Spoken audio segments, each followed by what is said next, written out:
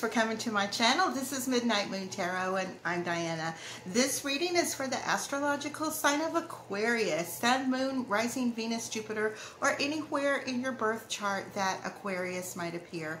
Also, if you're new to my channel, I'd like to take just a second and invite you to subscribe and click that little bell so that you're sure to be notified whenever I upload new content. Also, in the description box below, you'll find links to my social media, my Patreon, my PayPal, and links to some really cool things on Amazon I think you guys will like. Okay, so this reading is for January 2021. Keeping in mind that all tarot readings are timeless, so whether you come across this reading right after I upload, a week, month, or even a year from now, if you feel drawn to watch it, most likely you'll find a message for you within the reading. Now, if you feel like it doesn't completely resonate with you, just keep the parts that do. Disregard the rest. Feel free to swap those roles around. Don't ever try to force it to fit. But if you know your other planetary placements, then you can listen to your other signs as well for additional messages. Okay, so with that little intro being said, let's go ahead and dive right into our reading and ask our angels, guides, and ancestors for any love messages for Aquarius, Sun, Moon, Rising, Venus, and Jupiter for the month of January 2021. Spirit, what love messages do you have for Aquarius for January 2021?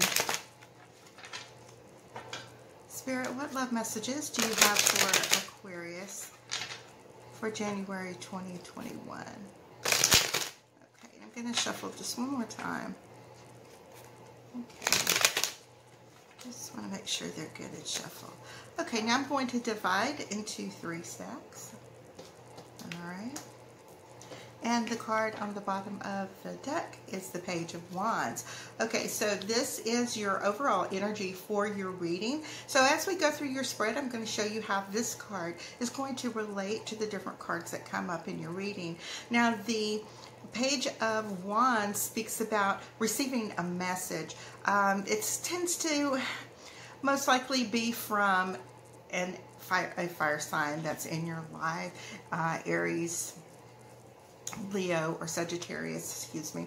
And so it's like whatever message this person is trying to bring for you, it might be, I'm just feeling like it's kind of controversial, like it might stir up something. But anyway, let's go ahead and lay these cards out. Now, for those of you that are new here, I do 4 rows. Now, the first row pertains to you, things that you may have recently been going through and your recent past, things that you're currently dealing with, and also the things that are coming towards you, people, situations, opportunities, relationships, that type of thing. Now, the second column has to do with our twin flame, soulmate, divine counterpart, karmic partner. This could be an ex that you want to reconcile with. It might be somebody that you just met. However, in spite of whatever your relationship status is, it's a person that is on your mind the most, the one you're thinking about when you wake up in the morning, and the one that you are thinking about when you fall asleep at night. Now, this third column has to do with our inner fears and anxieties, our obstacles and challenges, as well as the things we do to self-sabotage ourselves because of these fears. You know, when we really want to do something, but you're too scared to do it. You talk about it, you want to do it, but you just don't ever do it. And that type thing. Now, the last column has to do with outcome. Now, I say this a lot, tarot is not prophecy. It's about the energies that are surrounding us. So knowing that these energies are going to be present, if you don't like a particular outcome, being aware and forewarned of, or foreknowledged, is that a word, of these energies, you can kind of scooch around them if you need to. Okay, now I've put out 2 cards in each of the 4 rows. I'm going to do that 2 more times. So we have a past, present, future type situation for the month. And by the time we get to the end of the reading, after 24 cards, we'll generally have a pretty good idea about what's going on for the month. Now, we're starting off with the Death card as well as the Seven of Wands. Now, the Death card is not necessarily about an actual physical death. However, we've just put 2020 to rest, and all of these things from this past year, they're going away. You're being able to move on from that. It also could mean that you are ending a relationship. And the Seven of Wands attests to the fact that there may be some people who are kind of giving you a little bit of grief about this. You feel in the position like you're constantly having to defend yourself and not, you know, and you're tired of it. You just don't want to do that. And so this may also be another thing that you're leaving behind. Now, when we get to your partner's column, we have the Six of Pentacles as well as the Eight of Wands. So this person, possibly an earth sign, Taurus, Virgo, Capricorn, this energy that you're feeling, all of a sudden, it just makes you sick. You just don't want to deal with it anymore. You feel like you're depleting yourself, that you're giving and giving and giving of yourself and not receiving anything back. Much like you see this person giving these two beggars here. I have to sneeze, sorry. And the beggars, he doesn't expect anything back because he knows that he's giving because they have nothing to give back. You can't heal another person. You can't do the healing for them. If you're dealing with someone with an addiction or different things that are going on with their lives, you cannot do that for them. There's something that they have to do for themselves. If you keep cleaning up after them, they never learn to do it themselves. And it keeps taking and taking and taking from you. Your emotional resources, your financial resources, all of those things combined will just wear you out over time. And finally, you are coming to the point that you've had it and you are no longer going to be that. These people, they have nothing to give. They have nothing to give back. That's why they're asking in the first place. All right. Now, when we get to the obstacles and challenges, we have the Eight of Swords as well as the Page of Pentacles. So you may be...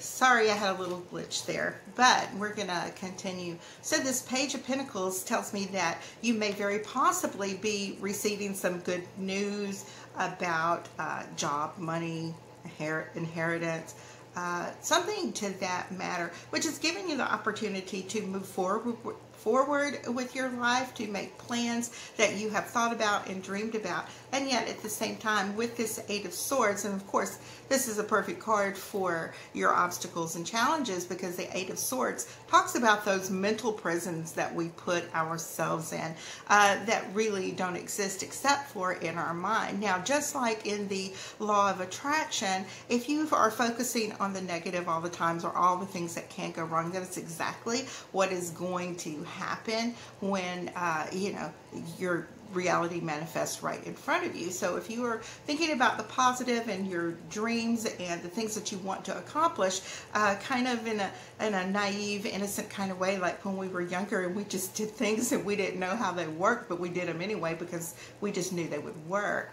It's that kind of mentality that you need to move forward. Now, if you look closely at this Eight of Swords, you see she's not completely surrounded by these. As she's backed up against them, she feels these sharp blades around her, but they're not in front of her. She hears this ocean back here splashing against these rocks, and it's terrifying, and she's putting her little foot out here and she feels the water. She doesn't know if she's going to fall off the cliff. She doesn't know anything, but the thing is, you see that these are bound very loosely around her. The blindfold is almost falling off of her face. If she wanted to, she could free herself, look around and see what the reality actually is around her, and move on.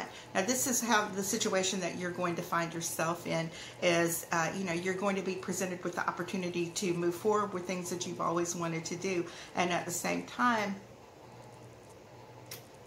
these fears that we have inside of us are preventing you from doing that. So this card is telling us to, you know, take a look at what is actually happening. Take a look at the root of what's causing you to have these fears.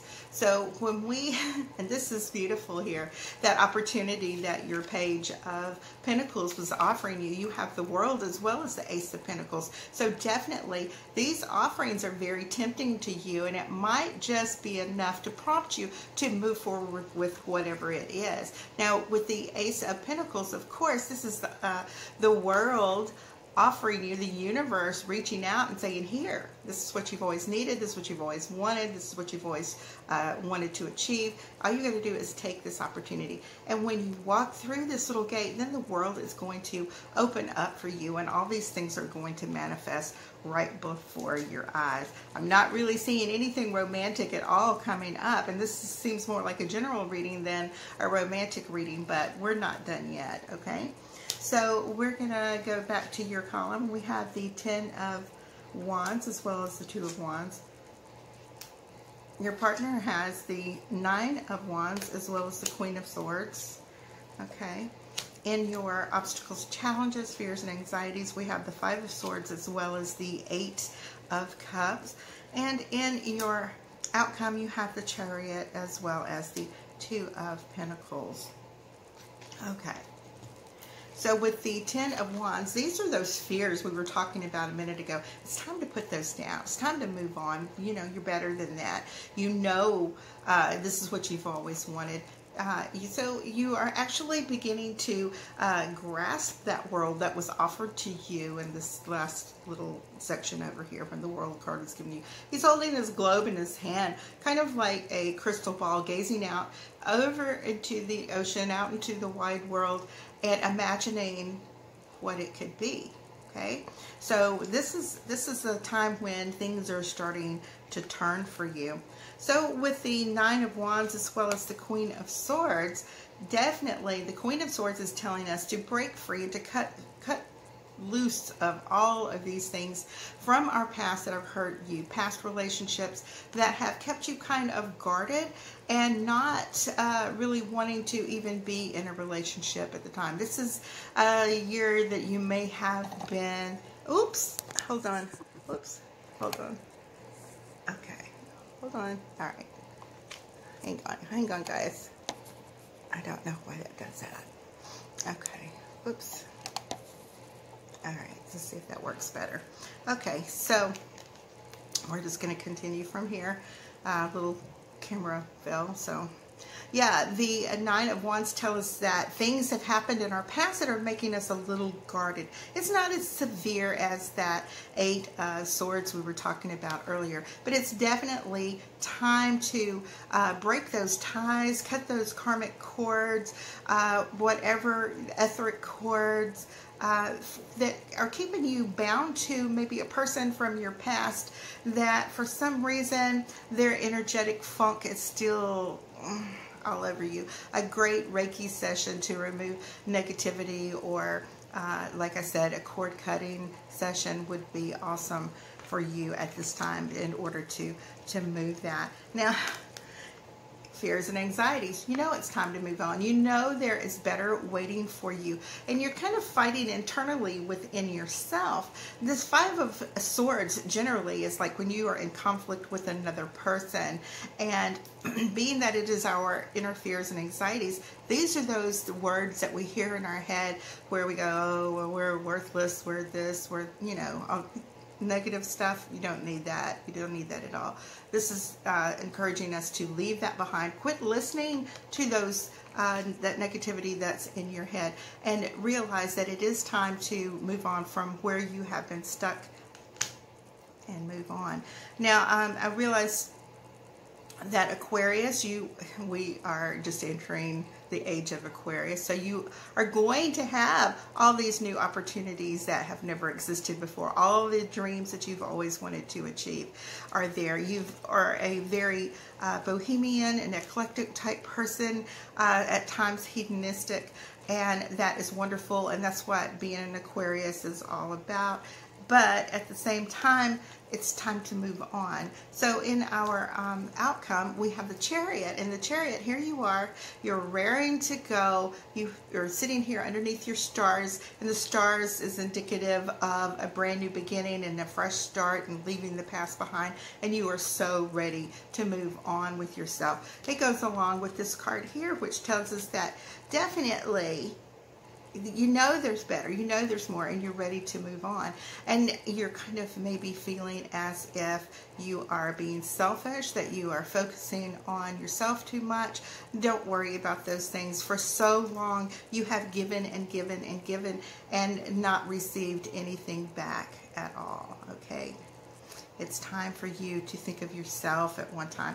Like, you know, when you're on an airplane and the pressure changes or drops or something like that, and the little air masks drop out, and they tell you to put that on yourself first before you take care of your loved ones, because, you know, if they're helpless or their children are elderly and they can't help themselves, if you pass out, then you're no good to anybody, including yourself. So you have to focus on yourself at certain time in your life when it comes to that.